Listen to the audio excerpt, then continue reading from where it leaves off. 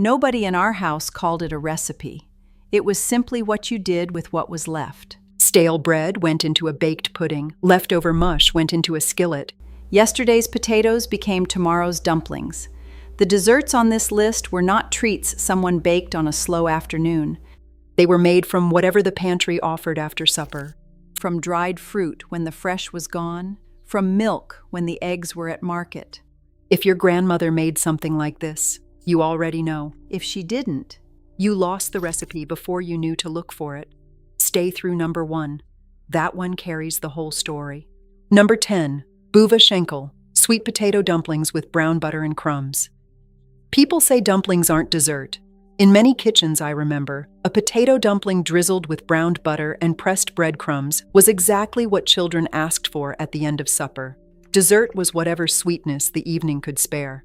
Bouva shankle, the name means something like boy's legs in Pennsylvania German, which tells you something about the shape, started as a simple mashed potato dough stretched with flour, boiled until soft, and plated with melted butter poured over the top.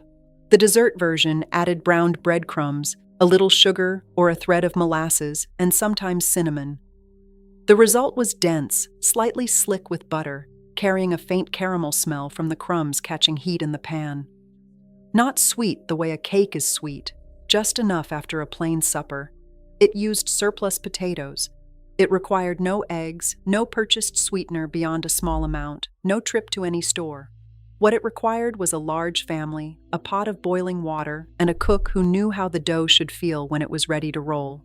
When sugar became cheap enough for actual cakes, and when families left the farm for smaller households and quicker evenings, there was less reason to practice the old trick.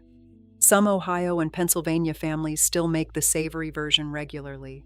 The sweet version, the one eaten as dessert, is harder to find now, and most people younger than 60 have never heard it named. It was dessert the way the farm understood dessert, earned, filling, and built from what the ground gave you. Number 9. Bread pudding with molasses, sauce. Stale bread was not a failure in our kitchen. It was an ingredient waiting for its next job. When homemade bread sat 3 days under a cloth, it had already completed one purpose and was being held for another. Into an enamel bowl it went, torn rough, covered with the morning's milk, beaten with eggs, sweetened with brown sugar, and a heavy pour of molasses, and pushed into the oven while supper was finishing. It came out dense, custardy in the middle, brown and crisp across the top, smelling of cinnamon and something almost smoky from the molasses. Not elegant, deeply satisfying after cold work. The dish did not change. The bread did. Commercial sliced bread, with its preservatives and even crumb, does not go stale the way a homemade loaf does. It molds before it dries. The cycle that created leftover bread, daily baking, hard crust, gradual drying, stopped when families stopped baking daily. When that cycle stopped, the reason to make pudding from bread disappeared with it. Amish households that bake their own bread every few days still produce the stale remnants that make this dish worth making. The bread pudding on a restaurant menu in a city is a distant cousin. The version I mean came from necessity, not creativity. Number 8. Cornmeal mush cake, fried mush with sorghum. Cornmeal mush was a breakfast food. That was settled. But on a night when the pantry was quiet, yesterday's mush came back out of the cold cellar and went into the skillet a second time. Leftover mush poured into a loaf pan and chilled overnight slices cleanly the next day. Those slices hit a cast iron pan with a little lard and fry until the outside is golden brown and crisp and the inside stays soft, faintly gritty with cornmeal. Drizzled with sorghum syrup, dark, faintly bitter, thick, it made a dessert that cost almost nothing beyond the original mush and a spoonful of fat. Sorghum was the sweetener of working farms before refined sugar was cheap and widely available, especially in Appalachian and Pennsylvania German communities. It had a depth that white sugar does not. When sorghum production declined, and when families stopped making mush from scratch, this particular evening trick stopped making sense. Today it turns up occasionally in Southern cooking circles as a novelty breakfast. In the homes, it was something practical. A way of giving yesterday's food a second life with a different texture, a different sweetness, and a reason for children to finish their supper and wait for what came after. Dessert in a working kitchen was not a category. It was a decision made at the end of supper with whatever was still on the shelf. The question was always, what can this become? Never, what should I buy? Number 7. dried apple stack cake. You did not make this cake on any ordinary day. You made it when people were coming. And when people came, they brought layers. The custom in many Appalachian and related Mennonite and Amish communities was that wedding guests each arrived carrying a layer of thin, dark, gingerbread-style cake. The hostess assembled the cake by stacking those layers with slow-cooked dried apple filling spread between them. The more layers in the cake, the more neighbors had shown up to help. A 6-layer cake was a statement. A 10-layer cake meant the family was well-loved. The filling used dried apples, snits, saved and dried after harvest, rehydrated and cooked down with brown sugar, cinnamon, and a little spice until thick and jammy. The layers themselves were dense, dark from molasses, flavored with ginger and buttermilk. The cake improved for 2 or 3 days as the filling softened the layers and everything melded together into something that tasted like autumn and slow work and a kitchen full of people. Fresh fruit, refrigeration, and catered celebrations removed the practical need for dried apple filling and distributed labor. Stack cake still survives in some Appalachian and Mennonite households. But when you cut this cake, you were cutting through everyone who came to help. When the gathering stopped, the layers stopped too. Number 6, Snits pie, dried apple pie. Fresh apples ran out before winter did. That was the problem. Snits pie was the answer. Snits is the Pennsylvania German word for dried apple slices, and in older Amish and Mennonite kitchens, it referred specifically to the supply on the pantry shelf. The summer abundance moved into a form that would last. Reconstituted in water, cooked down with brown sugar and cinnamon until thick, then sealed into a hand-crimped pie crust, Snits filled a pie with something that tasted more concentrated than fresh apple, slightly chewy, deeply spiced, darker in color and flavor than any apple pie made from grocery store fruit in February. It solved a genuine seasonal problem. The fresh apples were gone, spring was months away, and there was a church carry-in on Saturday. The pie was made from what the pantry held. Supermarkets solved that problem by eliminating the shortage itself. When fresh apples became available in January, the reason to keep dried apples on the shelf faded. The knowledge of how to dry them properly, how to judge when they were done, how much soaking time the snits needed before cooking, that knowledge followed.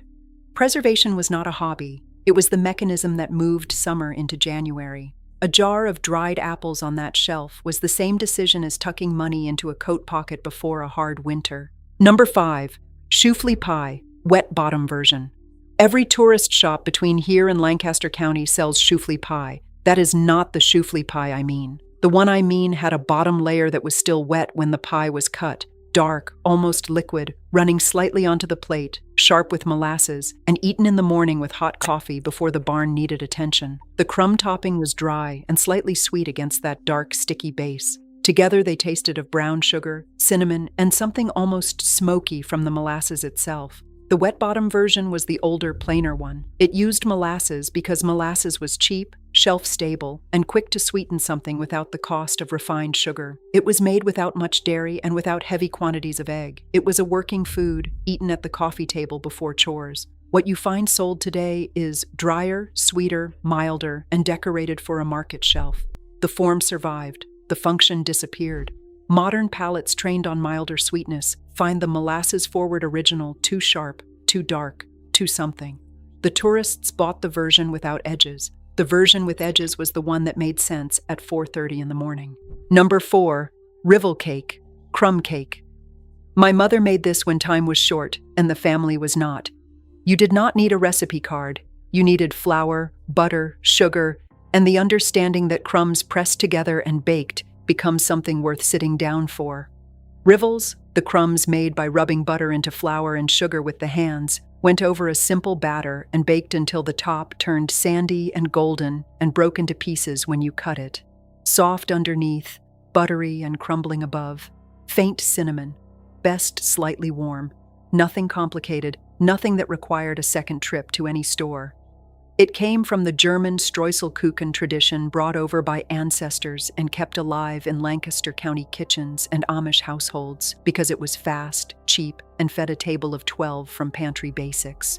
Now it is sold at Amish market stands as though it were a specialty. It was made precisely because it required no specialty. The crumb cake mix at the grocery store replaced the hand rubbing, the judgment of texture, the knowledge of how thick to press the crumbs. A recipe card could list everything in this cake. It could not tell you how much pressure to use on the crumbs. That information lived in someone's hands. When that person was gone, the exact texture went with her. Number 3, brown sugar syrup cake, poor man's spice cake. This was not a cake you apologized for. It kept for a week. It required no butter, no eggs in any significant quantity, and it tasted better on the 3rd day than the first. Made with lard or bacon grease instead of butter, sweetened with brown sugar or molasses, loaded with cinnamon, cloves, and allspice, sometimes filled with raisins or pieces of dried apple, this was the kind of cake packed into a school lunch pail on Monday and still good on Thursday. Dense, dark, moist, slightly sticky on the surface, the spices rounding out over time into something deeper than fresh-baked cake ever managed. It had wider roots than any one community. Depression-era recipe books called it war cake, hard times cake, eggless cake. The name changed by region. The logic did not. Make something that keeps, that travels, that uses what is available, that feeds people without requiring ingredients the farm had to buy. When butter and eggs became affordable and refrigeration made short shelf life less of a problem, the practical reason to make this cake disappeared. Amish and Mennonite kitchens held on to it longer because the logic of stretching food well beyond its immediate occasion remained relevant longer there. Number 2, milk pie. It looks like nothing going into the oven. A pie shell filled with milk, flour, brown sugar, a little butter, vanilla. No eggs. It comes out firm and plain and quietly sweet in a way some people would call simple and others would call exactly enough. Eggs went to market. That was the honest reason. Selling eggs at market was income. Milk pie was the pie you made for a church carry-in or unexpected company when the eggs had already left the farm. The filling set in the oven into something between pudding and custard, smooth, dense, vanilla prominent, the crust flaky and plain around it, not elaborate, presentable, sufficient. In older Amish and Mennonite cookbooks, milk pie appears under various names. Some families called it half and half pie. Some simply listed it as custard pie with a note that eggs could be omitted. The household intelligence behind it was not desperation, it was management. The eggs were a resource. The pie was a social obligation.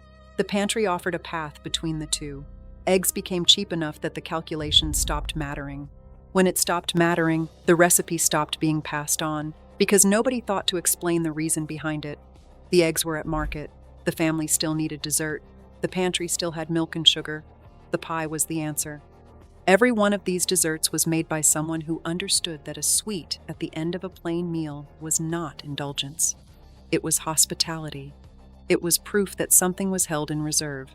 For the family, for the neighbor, for the guest who arrived without warning. A poor man's dessert was a rich promise kept on smaller means. Number 1, apple butter, made over an open kettle.